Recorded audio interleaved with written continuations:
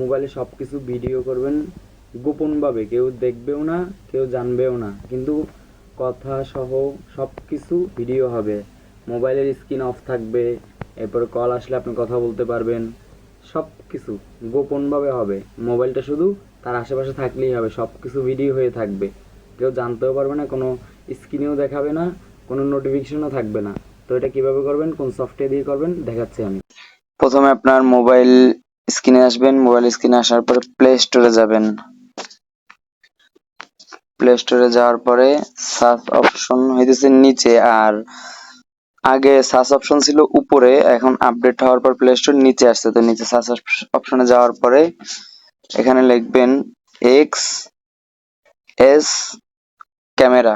এই যে আমার এখানে চলে আসতেছে। এই তো আমার ফোনে ইনস্টল আছে দেখে এরকম, যাদের ইনস্টল করা নাই তারা এখানে চাপ দিলেই ইনস্টল হবে আর কি। ইনস্টল হওয়ার পরে ওপেন করবেন। আমারটা তো লক করা, যারা লক করে নিতে লক করে নিতে তো ওপেন করার পরে এরকম আসবে। এরকম আসার পরে যেগুলো অ্যালাউ চাইবে অ্যালাউ দিয়ে দেবেন। সবকিছু অ্যালাউ করার পরে আপনার এই যে সেটিং, এই যে ক্যামেরার সেটিং আছে, সেটিং এর এখানে প্রাইভেসি সেটিং এটাই যাইবেন। এটা যাবে, এখানে ব্যাক ক্যামেরা আছে, এরপরে যে গ্যালারি সেভ, এরপর প্রাইভেট মুড, এই যে এইখানে নাথিং দিয়ে দিবেন।